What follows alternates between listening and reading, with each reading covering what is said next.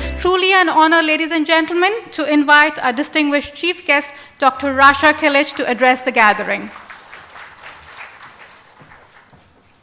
Thank you very, very much for having me here today.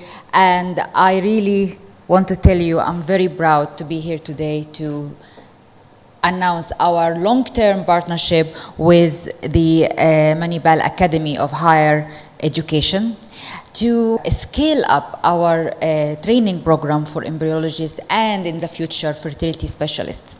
Why this program is very important for Merck Foundation, which is the philanthropic arm of Merck, the leader in fertility management in the world, and very important for me personally as a woman from Africa. And as you've seen from Jacqueline's video, this is not only a single incident story.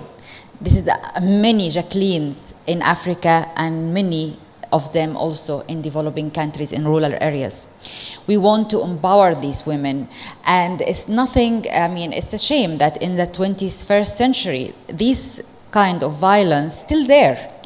And of course, that's why Merck More Than a Mother is very critical for African continent. And this program is very critical for African continent, because even if you raise awareness about infertility, even if you raise awareness about empowering women and how women are more important than being just baby-making machines and mothers, even if you raise awareness about male infertility and how male infertility is equally contributing 50% to the infertility factor, all this without having a fertility specialist and someone to take care of the infertile couple and manage them has no value. So we realized from the beginning the right strategy is to build capacity, professional capacity in these countries.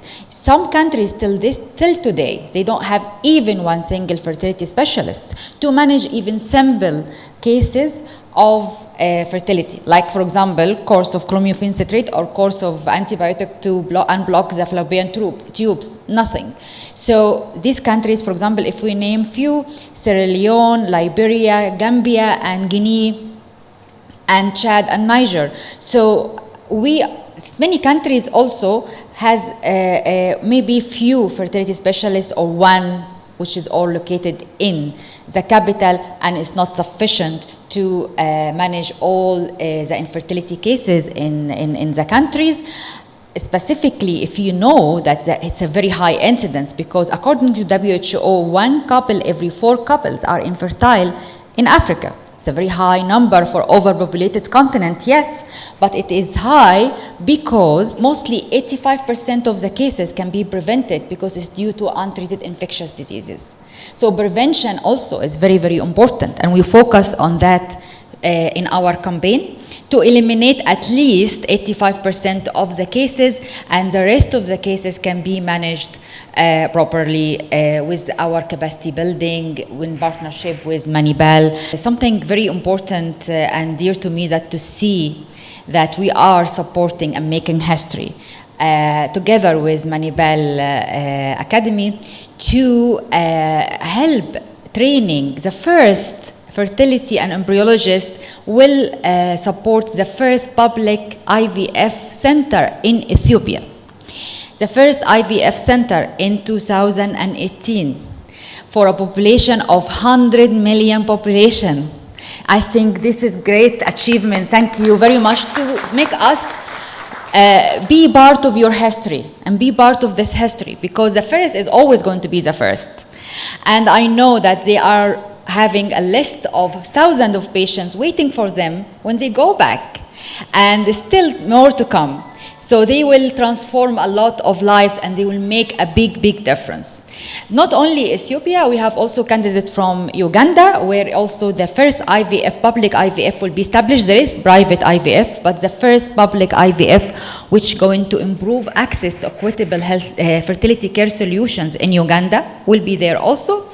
And there is also a discussion with the Ministry of Health of Tanzania to establish the first IVF, public IVF in Tanzania. So you see, actually together we can make a big difference, and we can truly, truly and significantly improve access to regulated, cost-effective and equitable fertility care solutions.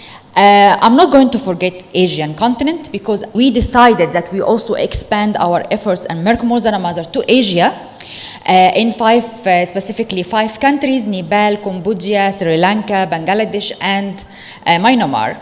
And we have three of the candidates from Bangladesh and Nepal and Sri Lanka.